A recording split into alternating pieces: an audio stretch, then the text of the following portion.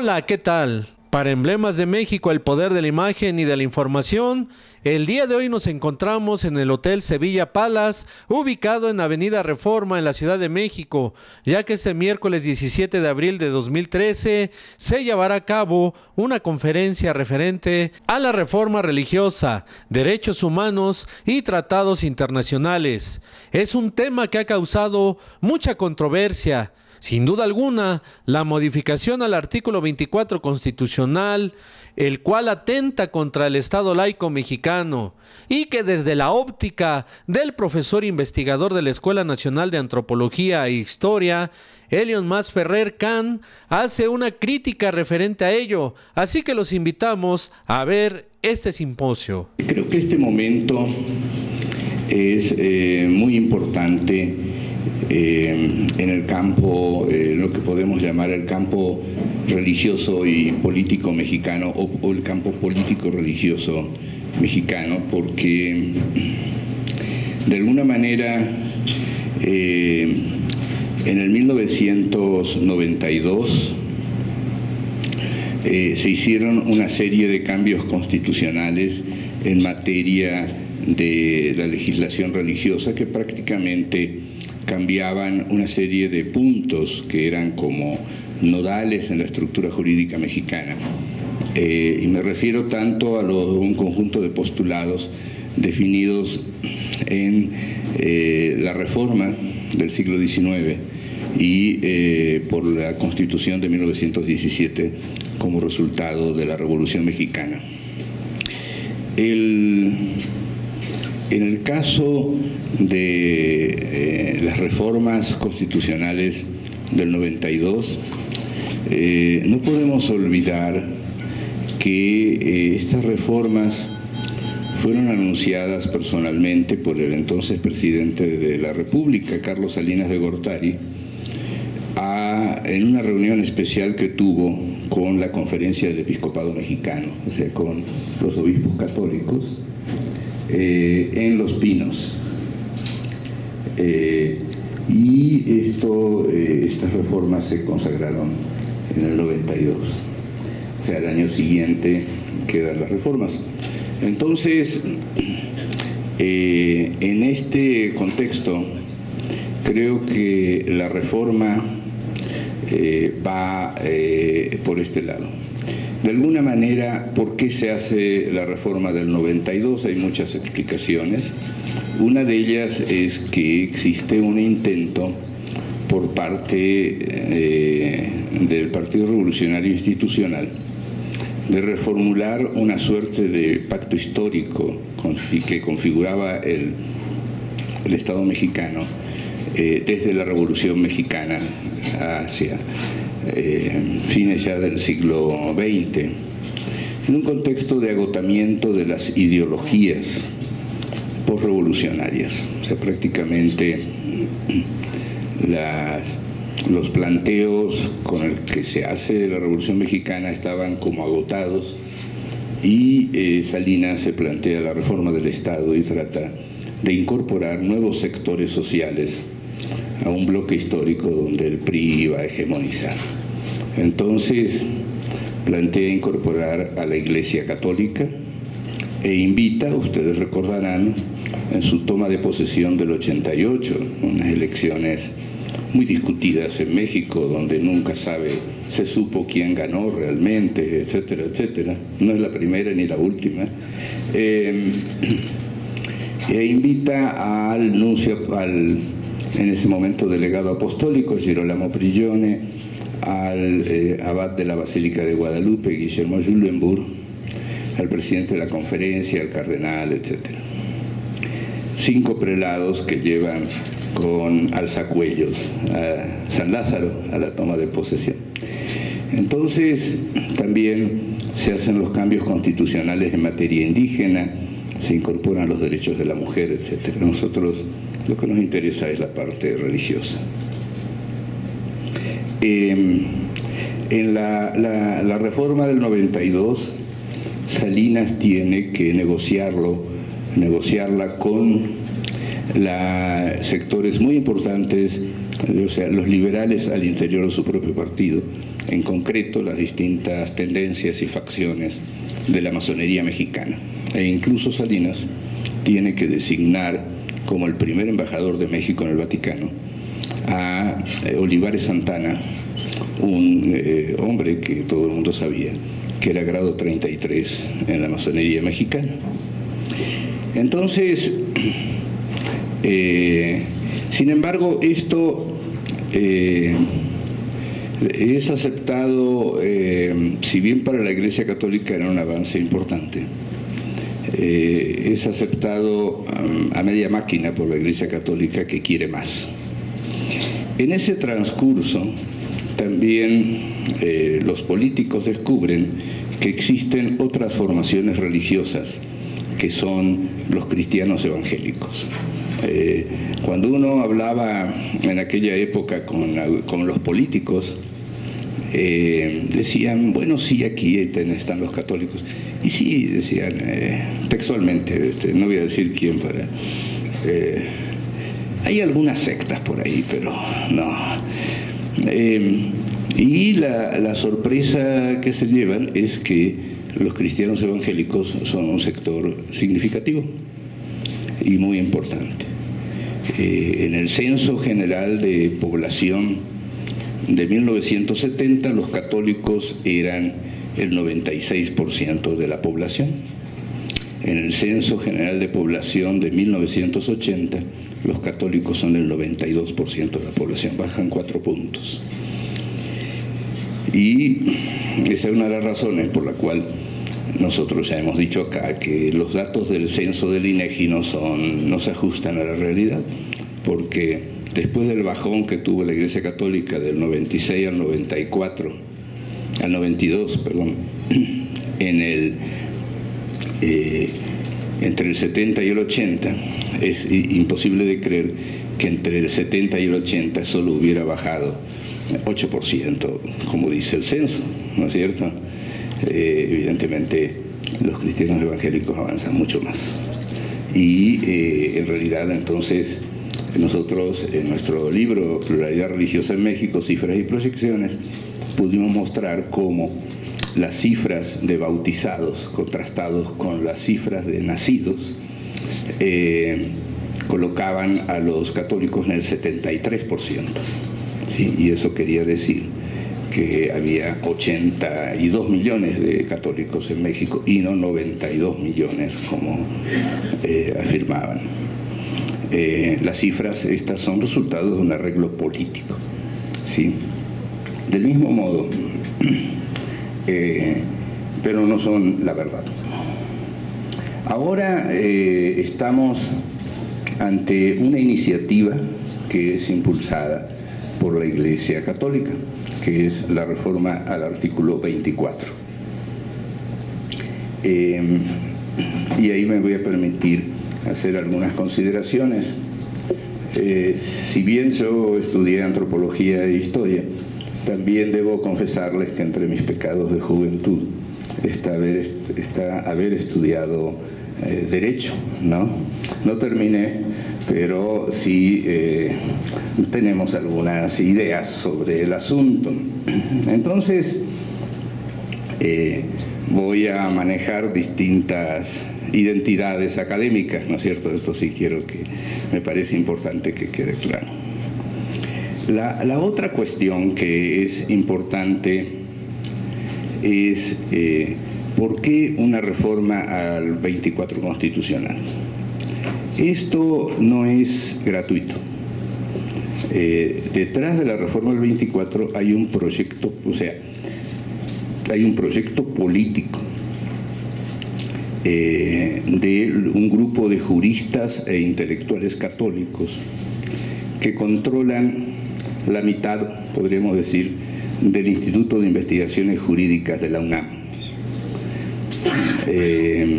La otra mitad son más bien laicistas liberales y los líderes intelectuales del lado de los laicos y liberales era el difunto Jorge Carpizo, y del lado de los católicos hay un conjunto de cuadros vinculados al Opus Dei.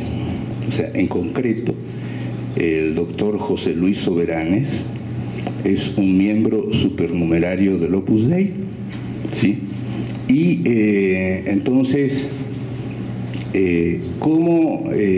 ¿dónde están las posiciones de este grupo de juristas católicos que se lanzan a la reforma del 24? Hay un libro que fue publicado por la Secretaría de Gobernación y que donde está el proyecto. Es un libro difícil de conseguir. Las tapas son de color azul celeste, ya se imaginarán por qué.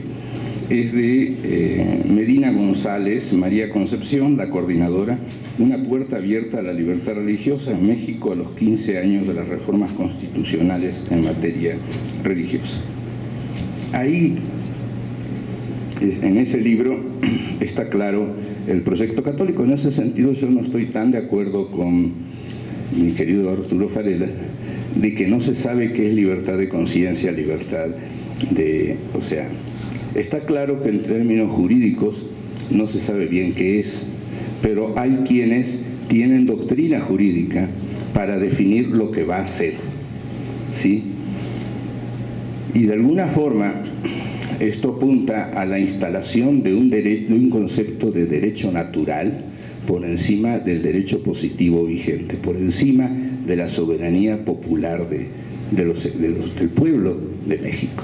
Ese es el plan, no es que salieron a escribir cualquier cosa. O sea, nos quieren meter el derecho natural como el punto de referencia del... ¿Y qué apunta el derecho? ¿Por qué quieren poner libertad de conciencia? Porque entonces cualquier actor social, un médico, un funcionario, puede decir que va contra su conciencia hacer tal cosa y entonces dice, acato la ley pero no la voy a aplicar porque va contra mi conciencia. Entonces, ahí va la historia. Italia, 1978, mayo del 78. ¿Qué sucede en mayo del 78 en Italia? Se aprueba la ley del aborto en Italia. El Congreso italiano aprueba la ley. Ese es el resultado de más de 1600 años de educación católica en Italia.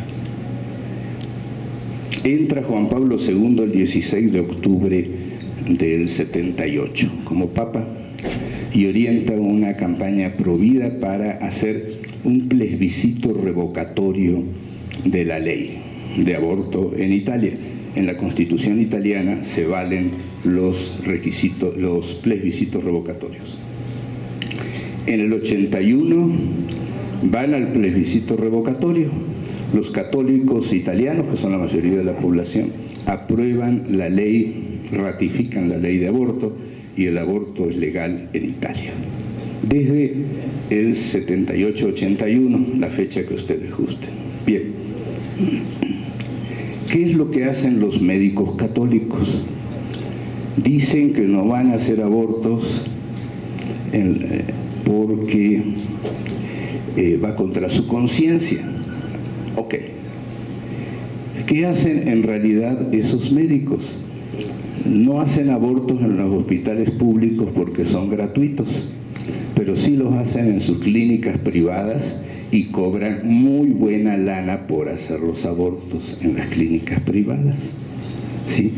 Pero ellos cumplían con su iglesia para hacer la objeción de conciencia, se sacaban la foto y después la cobraban por fuera. Entonces, hay antecedentes históricos de la aplicación de la objeción de conciencia. En el libro donde está el proyecto católico de la reforma constitucional publicado por la Secretaría de Gobernación en el periodo de Calderón, está muy claro cuál es el plan y lo sugiero que lo lean, ¿no? Yo me lo leí como 3 o 4 veces y bueno, bien, entonces este es el asunto. Lo de convicciones éticas, ahorita. Bien, ahora, ¿qué sucedió con la reforma constitucional del 24? Sucedió algo insólito en el sistema político mexicano. Generalmente los congresos estatales no tienen ningún prestigio en este país en materia de reforma constitucional. Si hay muchos diputados y senadores que son considerados como simples levantadedos, en el caso de los estatales está peor, ¿sí? No me refiero a ninguno en particular, espero que nadie se sienta aludido. Pero la reforma constitucional comenzó en noviembre de 2011. Recién la acaban de aprobar, según me dicen, ya consiguieron sus 17 estados, entidades federativas que lo ratificaron. Hubo 6 entidades federativas que votaron en contra. La aprobación de las reformas constitucionales en esta materia terminaban en auténticos escándalos, gente que cuestionaba, que gritaba cosas, etcétera, etcétera. No fueron los católicos, los supuestos beneficiarios del 24 constitucional, a reclamar que se aprobara el 24 constitucional, sino que iba la gente a reclamar que no se aprobara, y en 6 estados no se aprobó la reforma del 24. Entonces, ¿qué quiere decir eso? Que que el tema político-religioso es un tema vigente, con fuerza, etc. Creo que eso hay que agradecérselo a los que propusieron la reforma del 24, y es que movilizaron un conjunto de fuerzas que defienden la laicidad del Estado. Ahora, ¿para qué sirve una reforma constitucional? Voy a leer lo que dice un miembro de la Suprema Corte de Justicia, el doctor José Ramón Cosío. Dice que es constitucionalista y es miembro de la Suprema Corte. 22 de enero del 2013 en el periódico El Universal, el que lo quiera checar. Por el entendimiento que de manera general existe de que la Constitución es algo así como el receptáculo de lo que en las condiciones concretas que se viven en cada momento se quiere resaltar por los miembros de la clase política a fin de denotar sus preferencias, logros y programas. La Constitución, entonces, o no solo al menos ni destacadamente es, la expresión normativa de los compromisos establecidos y asumidos, sino muy por el contrario, una especie de marquesina en la cual es posible colocar lo que se quiere anunciar como logro o compromiso. La función de la Constitución se entiende más para servir de medio publicitario que como una forma de dejar asentado lo que sería y conscientemente se ha asumido para posteriormente ser realizado y cumplido. O sea, la Constitución es una especie, en definitiva, lo que dice este miembro de la Suprema Corte, es una especie de vitrina donde los políticos se cuelgan sus medallitas, pero eso no quiere decir que vaya a ser lo que realmente les interesa o van a aplicar, ¿no? Y esto no lo dice Elioma Ferrer, lo dice un miembro de la Suprema Corte, ¿no? Y además lo de este año. Bien, entonces también llama la atención qué pasó en el Congreso. En la Cámara de Diputados, cuando se aprobó, había 260 diputados presentes. 199 votaron a favor, 58 en contra y 3 abstenciones. Si de los 58 que votaron en contra se hubieran ido 10, rompían el quórum y no había reforma del 24. Era un compromiso de las cúpulas políticas para quedar bien con la cúpula de la Iglesia Católica.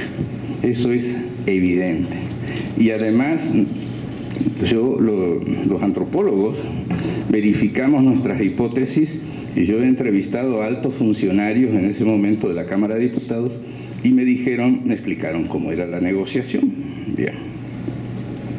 Ahora, el Senado decidió discutirlo después de la visita del pontífice Benedicto XVI a México, pues no querían que pareciera un regalo a Benedicto.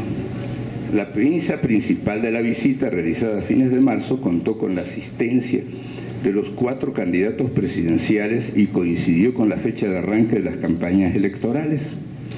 El Papa no mencionó el tema, simplemente soltó un comentario como marginal. Recordó que la libertad religiosa es un derecho humano fundamental. Esto es una novedad en la propia Iglesia Católica, pues recién en el Concilio Vaticano II, 1965, se consagró el derecho a la libertad religiosa y se perdonó a los judíos por la muerte de Cristo, quitándoles el mote de deicidas. Entonces, realmente, y que es una de las bases del antisemitismo y la discriminación, Lutero, Calvino, los hombres de la Reforma Protestante, creo que todavía siguen excomulgados, ¿no? Y todos los judíos y sus descendientes,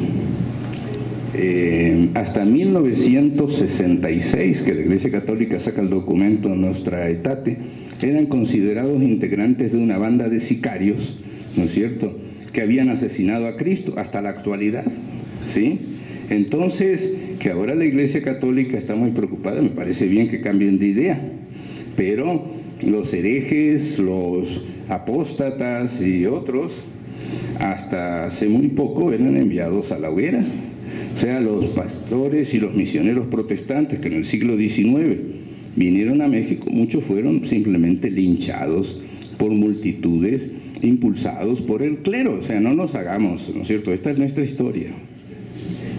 Entonces, pero nos parece positivo que se descubra, que la Iglesia Católica cambie de idea y descubra la libertad religiosa, ¿sí? Pero hay que tener claro desde cuándo es la libertad religiosa un valor en la institución, porque si no, nos olvidamos de la historia. En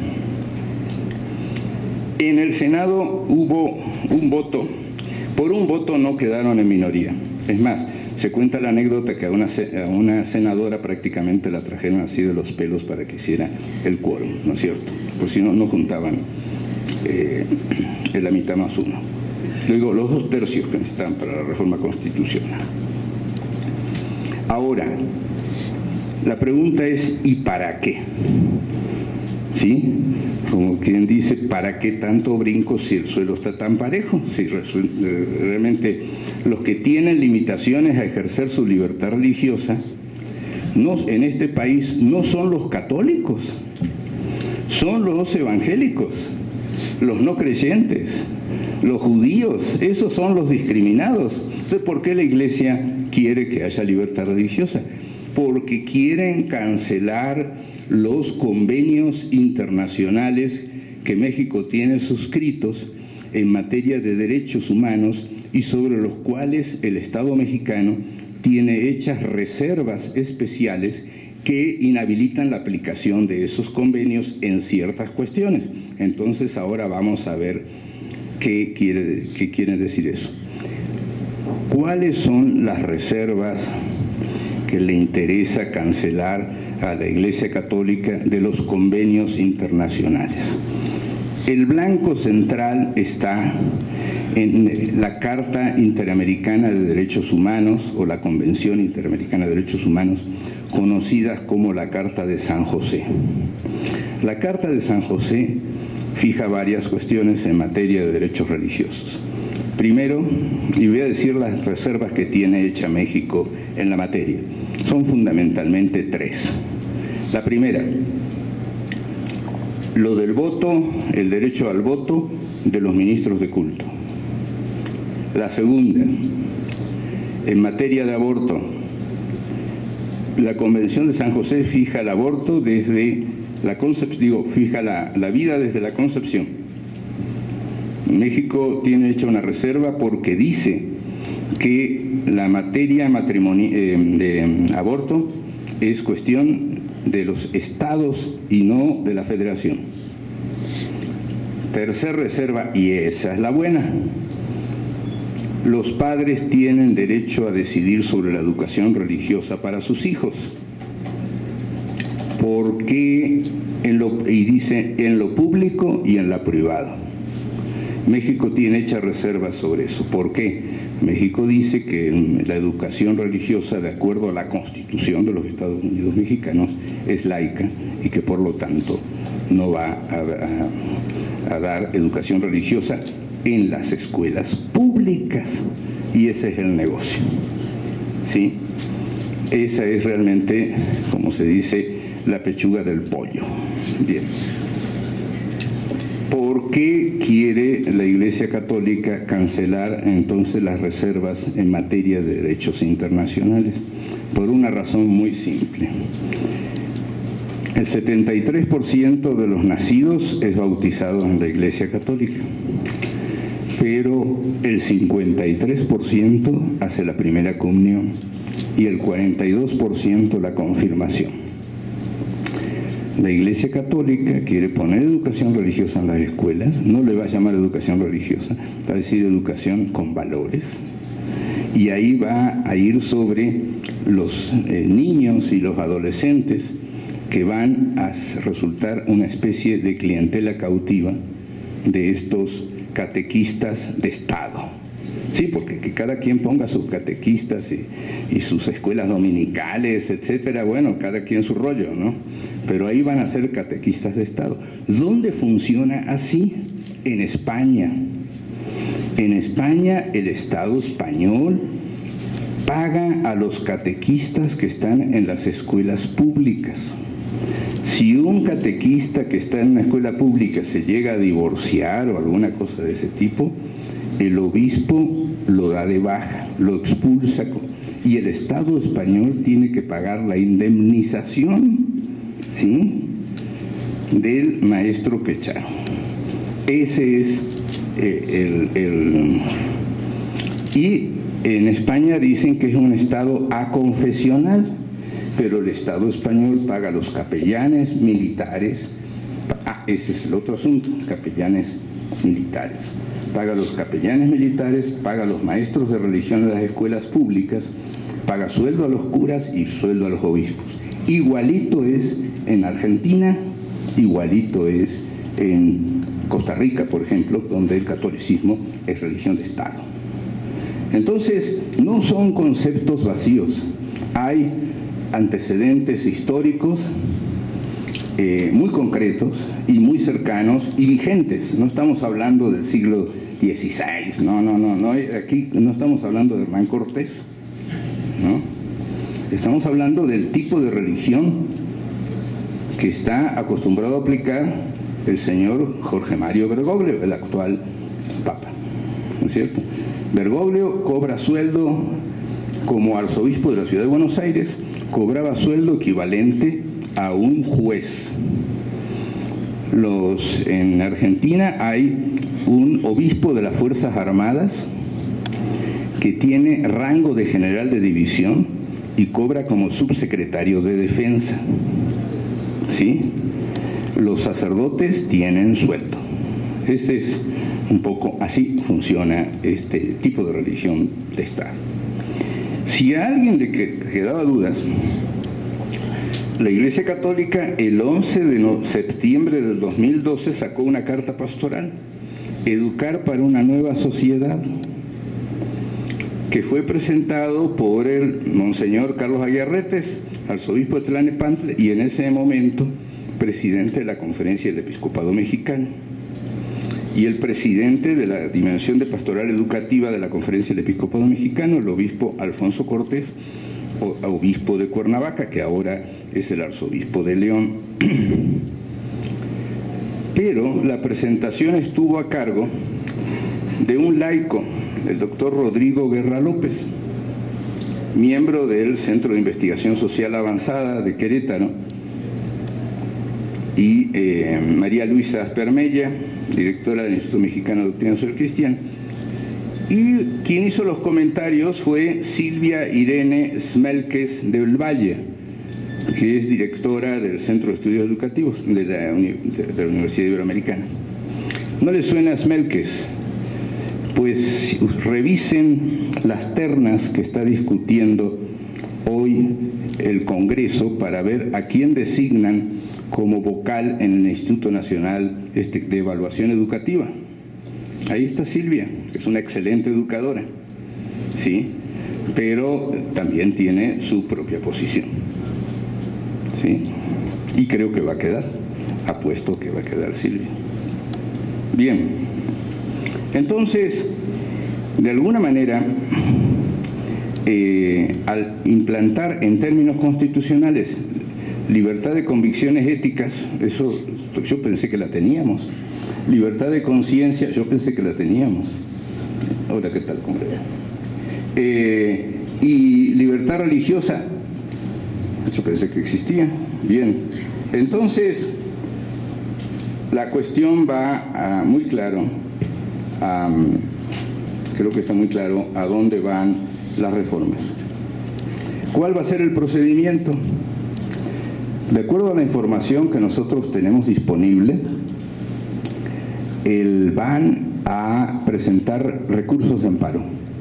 De acuerdo a la nueva jurisprudencia en materia de amparo, los convenios internacionales en materia de amparo, en materia de derechos humanos, están por encima de la Constitución. Entonces, si se quitan las reformas a la Convención de San José, en materia de educación religiosa, cualquier padre de familia puede presentar un recurso de amparo y exigir que se le dé educación religiosa a su hijo en las escuelas públicas. Nosotros tenemos la información que para eso va.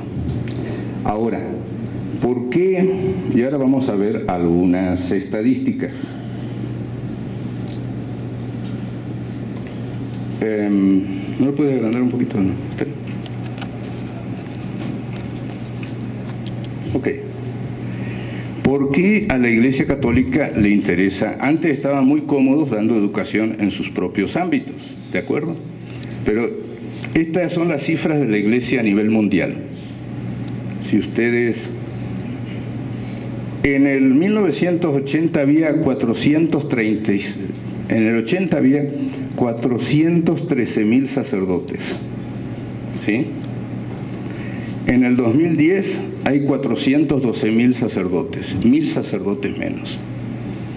Monjas, en el 80 había 960.000 monjas.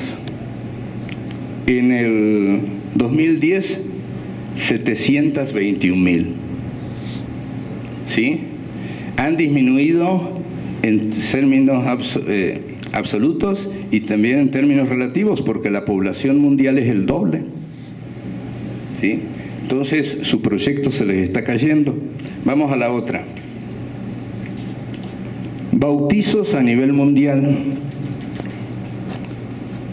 La verde son los bautizos,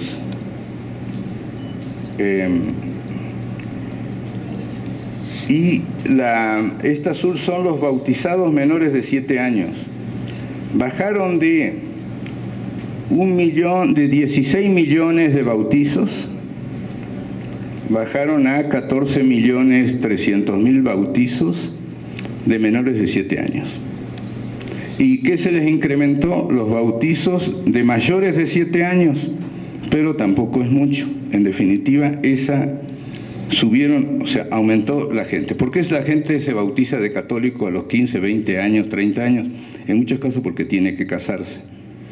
Y ahí le hacen en paquete la confirmación, la primera comunión, el bautizo y el casamiento, 4 por 1, ¿ya?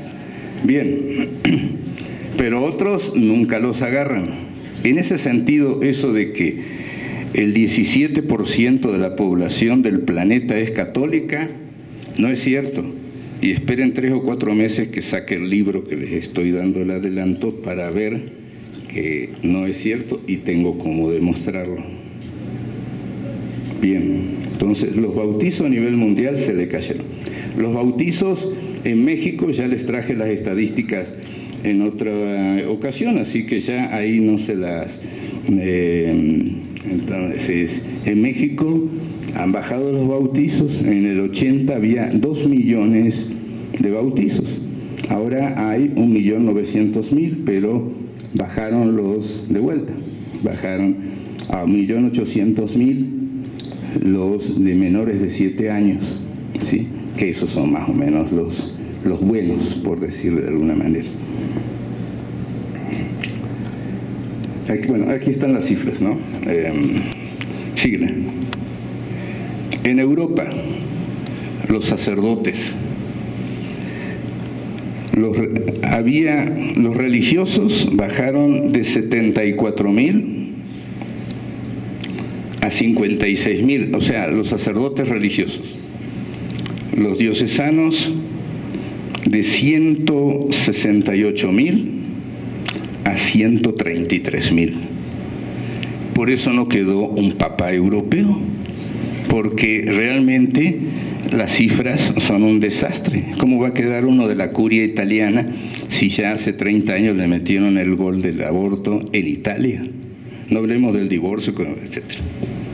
Bien, las monjas en Europa, 527.000 y ahora hay 286.000. ¿Sí? Prácticamente se fueron a la mitad. Y no es que, esos que quedan es porque están vivos, ¿no es cierto? Mejoró la medicina afortunadamente, pero la edad promedio es, imagínense. Bien. África, los lugares donde crece la Iglesia Católica es en África y en Asia. Ahí es donde crecen, ¿sí? Y entonces, hoy en día, ustedes van a ver, hay sacerdotes africanos en México, que me parece muy bien porque contribuyen a la pluralidad y la intercultural, pero no es porque sean abiertos a todos, sino porque no tienen personal, ¿no es cierto?, que es distinto, ¿no? Y hay monjas africanas que se hacen cargo, etcétera, etcétera. Entonces, incluso los datos de Europa están engordados con los africanos que se quedan en Europa dando misas, etcétera, pues ya no tienen personal. Ahí sí crecen. Y en Asia también, pero no traje tanto. Las monjitas de 35.000 a 66.000. Los sacerdotes de 17.000 a 37.000. Ahí sí crecen, ¿de acuerdo? Norteamérica, nuestros vecinos del norte, Canadá y Estados Unidos. Ok. Los sacerdotes religiosos bajaron de 28.000 a 16.000. Los sacerdotes diocesanos de 42.000 a 34.000. Así está la película. Las monjas, que ahora salió que le dicen que las monjas norteamericanas se tienen que alinear, lo que quede, bajaron de 168.000 a 72.000. ¿Sí? Así está la película. Bien. México, agrándalo un poquito. Aquí, los sacerdotes diocesanos dicen que son, ahí está, 7.030 en el 80 y que subieron a 12.328, ¿de acuerdo? Los religiosos de 3.057 a 3.900. Total, 16.000 sacerdotes. ¿De acuerdo? Bien. Las monjas de 25.000 que bajaron a subieron a 28.000. ¿De acuerdo? Pero la población entre el 80 y el 2010 no se incrementó mucho más que eso, ¿de acuerdo? Pero ahora les traigo otra cifra, el que sigue, sacerdotes en México, diocesanos 10.355, religiosos 1.715, no conseguí la información, total 12.000 sacerdotes. ¿De dónde saqué esa cifra? La fuente es el Directorio Eclesiástico de la República Mexicana, editado por la Arquidiócesis Primada de México, donde están todos los sacerdotes de México con nombre y apellido, año de ordenación, fecha de nacimiento, etcétera. ¿Por qué el directorio dice que tienen 12.000 curas y el Vaticano dice que tienen 16.000? ¿Sí? Es muy sencillo. ¿Y gobernación? Ahora va con gobernación. No. Ni menciones porque te vas a fregar de vuelta con tus trámites.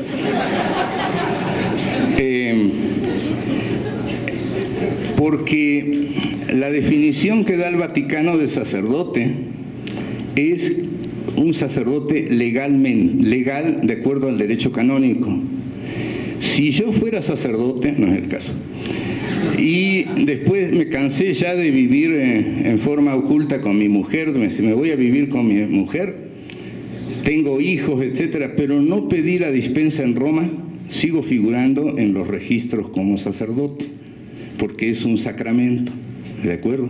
Entonces, la diferencia entre estos 12.072 y los 16.000 que tiene el Vaticano, hay 4.000 sacerdotes que tiraron los hábitos y todavía no tienen la dispensa en Roma o ni siquiera la pidieron, pero siguen figurando como en situación irregular, pero están en los registros del Vaticano.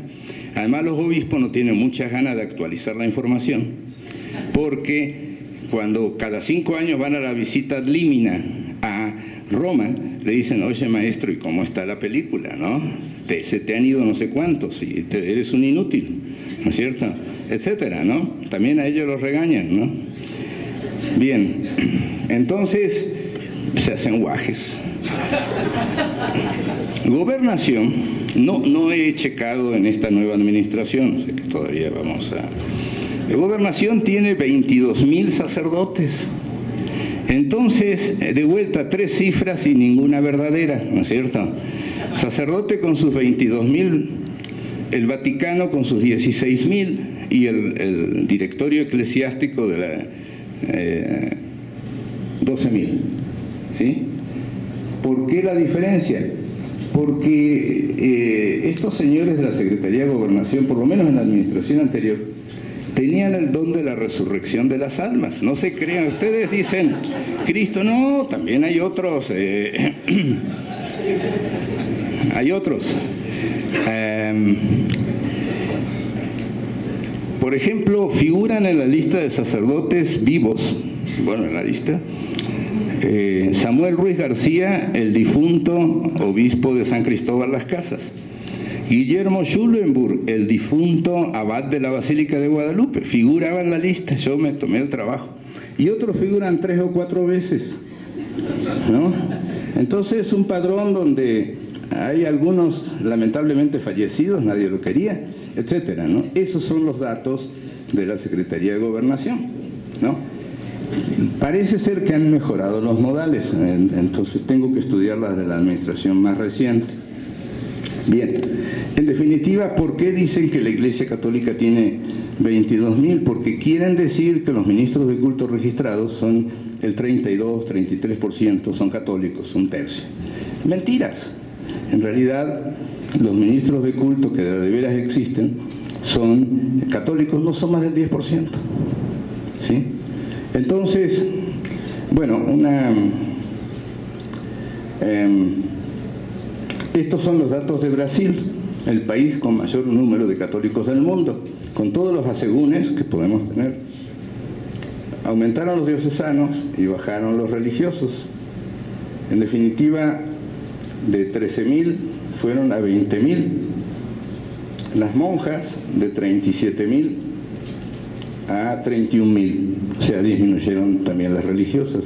Pero además, según el Censo General de Población del 2010, que acaban de dar los datos, el número de católicos en Brasil bajó de 73.9 a 63.9, o sea, bajaron prácticamente 10 puntos. O sea, ahora están en el 64% de la población, menos de 2/3, y siguen bajando. Entonces, y un golpe del 10% es una barbaridad en cualquier censo, ¿no? Ahí cuentan mejor que en México. Bien. Y en Argentina, donde viene ahí Bergoglio, los diocesanos bajaron de 2.400, aumentaron prácticamente menos del doble, de 2.400 a 3.900. Pero los religiosos se cayeron de 2.900 a 1.900.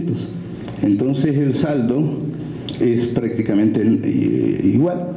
En el 80 había 5.450 y en el 2010 hay 5.916, 400 más con todos estos asegúnes que les expliqué. Y las religiosas igual, de 12.000 bajaron a 8.000. ¿Cuáles son las únicas categorías que aumentan en el mundo católico? Los diáconos permanentes casados. Esos son los que aumentan. O sea que dentro de poco prácticamente lo que le va a quedar, la tendencia va a ser a un diaconado casado en la Iglesia Católica a nivel mundial, excepto en África y en Asia, donde tienen personal. Aunque el clero africano no es muy afecto a esto del celibato y esas cosas, ¿no es cierto? O sea que no es una preocupación. Bueno, entonces estos son los datos. Esto los traje para que quede absolutamente claro que las intenciones de la reforma constitucional, los cambios en todo este asunto que se está planteando, es un proyecto político-religioso destinado a fortalecer las posiciones de la Iglesia Católica en el país. Ahora, de la misma manera que en el 92 la reforma se hizo para negociar con la Iglesia y aparecieron los cristianos evangélicos, y hoy en día son alrededor del 20% de la población. O sea, para decirlo en números, son alrededor de 23 millones de mexicanos que son cristianos evangélicos. Alrededor del 7% de la población no somos creyentes, ¿no es cierto? Y, porque aquí mi estimado Arturo siempre me vive señalando, es ateo, ¿no? No vayan a creer que tiene una congregación. Mi única congregación son mis estudiantes de la Escuela de Antropología, que tenemos un equipo de investigación, cada quien estudia algo distinto, etcétera. Nos congregamos todas las semanas, ¿no es cierto? Pero no es exactamente lo que ustedes piensan. Entonces, en definitiva, hay alrededor de 10 millones de personas que no creen en nada, ¿sí? Y de ahí lo que queda son católicos. Estas más o menos. Entonces, la situación está en que por un lado la Iglesia Católica cree que va a solucionar el asunto cambiando la legislación y no cambiando sus estrategias de actuar. Ahora, ¿qué es lo que le queda a los cristianos evangélicos? Pues reclamar sus derechos constitucionales. O sea, de la misma manera que llegaron en el 92 y no habían sido invitados a la fiesta del Señor, ahora, del señor Salinas, ¿no es cierto? Ahora lo que les queda es cómo van a ejercer. Por ejemplo, yo creo que ustedes tendrían que presentarse, apenas hagan la reforma en comunicaciones, y decir que los cristianos evangélicos quieren tener una cadena de televisión, porque la Iglesia Católica tiene dos cadenas, TV Azteca y Televisa, ¿no? Ahí pasan las telenovelas estas, ¿no? A cada quien su santo, la Rosa de Guadalupe, le van a cantar las mañanitas a la Virgen, ¿no? Y tenemos que estar ahí, etcétera. O sea, realmente, y esos no piden, por ejemplo, para esas telenovelas, no piden permiso a gobernación como actos de culto extraordinario, y si cualquiera que lo vea, por lo menos, no es que uno se dedique a ver telenovelas, pero sí observamos lo que hay en los más media, ¿no? Entonces, son espacios de propaganda religiosa, ¿sí? Entonces, todos los curas son buena onda, no hay ningún pederasta, ¿no? Por ejemplo, ¿no? Hasta Maciel podría parecer bien presentado, ¿no? Entonces, pidan su cadena, ejerzan sus derechos. Tiempo, doctor. Ya me corrió, ¿ven? Sí, así me tiene. Y encima ya dice que no me va a pagar la conferencia, que me tiene aquí como acasillado, ¿no? Bien.